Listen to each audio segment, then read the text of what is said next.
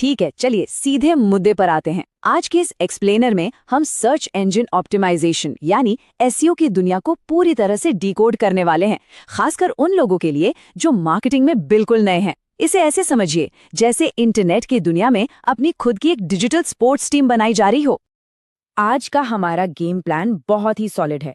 Number 1, हम SEO के basics समझेंगे, फिर डिजिटल टीम के 3 main pillars technical defence, on page offence और ऑफ पेज फैंस को एक्सप्लोर करेंगे, और लास्ट में बिगिनर्स के लिए एक जबरदस्त एसईओ चेकलिस्ट भी देखेंगे। तो चलिए भाग 1 से शुरू करते हैं, एसईओ को समझना। बिना किसी भारी भरकम जार्गन या किताबी भाषा के देखते हैं कि इसका असल में मतलब क्या है।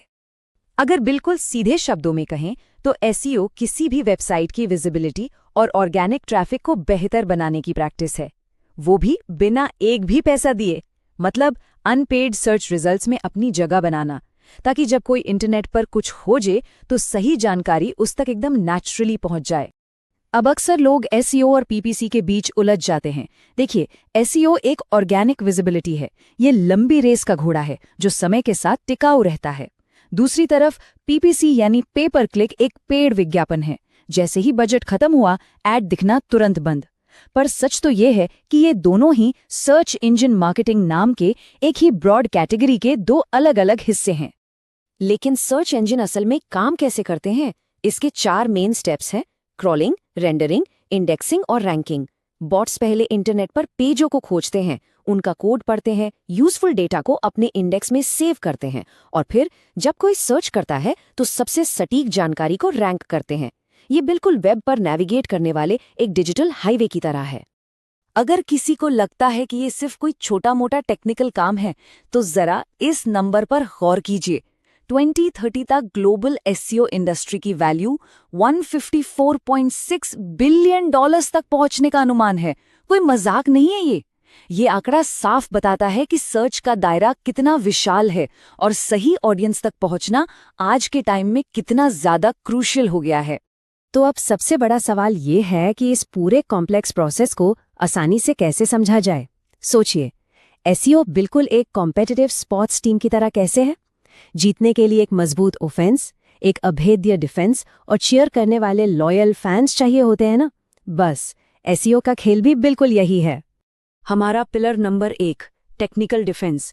किसी भी खेल में अगर डिफेंस कमजोर है तो मैच जीतना नामुमकिन है।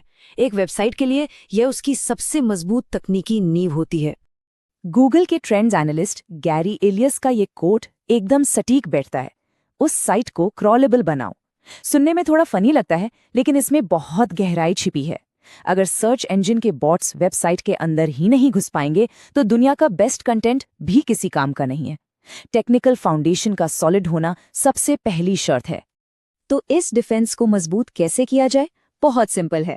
हर डिवाइस पर साइट की लोडिंग स्पीड फास्ट होनी चाहिए, आर्किटेक्चर लॉजिकल हो ताकि पेज आसानी से मिले, और मोबाइल फर्स्ट इंडेक्सिंग का पूरा ध्यान रखा जाए। इसके अलावा साफ सुथरे यूआरएल्स और डुप्लीकेट कंटेंट से बचना, ये सब मिलकर पक्का करते हैं कि सर्च इंजन बिना किसी रुकावट के साइट को पढ़ सके। अब आते हैं पिलर नंबर 2 पर, ऑन पेज ऑफेंस। ये वो जगह है जहां असल में पॉइंट स्कोर किए जाते हैं।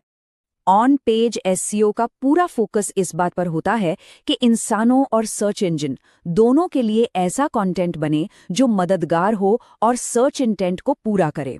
मतलब लोग जो ढूंढ रहे हैं उन्हें एग्जैक्टली वही मिले। कंटेंट और ऑडियंस की जरूरत का ये मैच होना बहुत जरूरी है। एक मजबूत ऑफेंसिव प्लेबुक में क्या क्या आता है?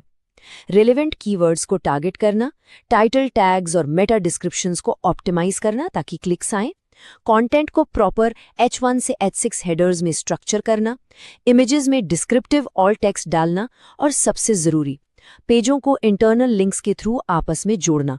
ये सारे मूव्स एक वेब पेज की अहमियत को एकदम क्लियर कर देते हैं। और अब हमारा pillar number 3, of page fans. कोई भी टीम अपने वफादार फैंस के बिना अधूरी है, राइट?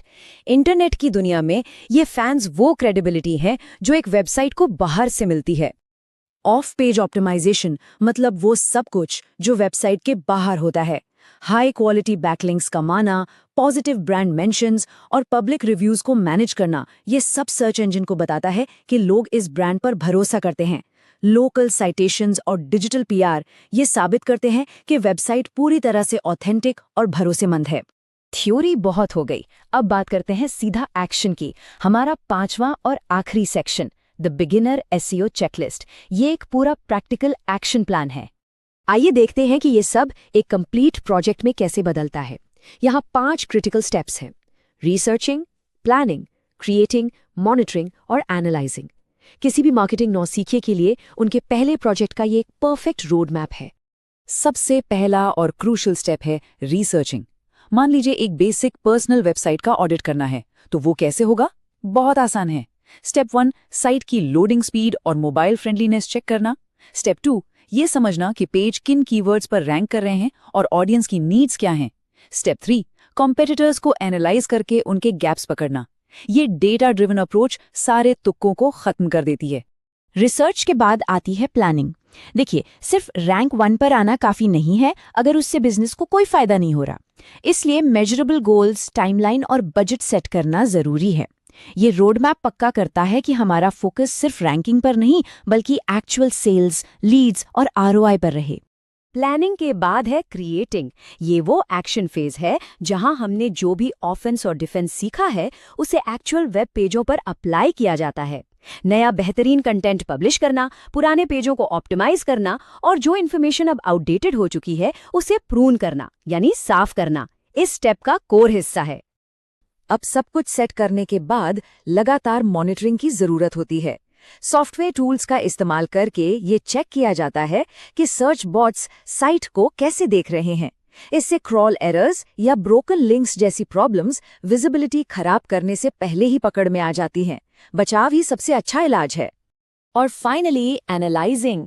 एनालिटिक्स के थ्रू ट्रैफिक, एंगेजमेंट और सर्च विजिबिलिटी ट्रैक की जाती है। हम सब जानते हैं कि जिस चीज को मापा नहीं जा सकता उसे समय के साथ सुधारा भी नहीं जा सकता।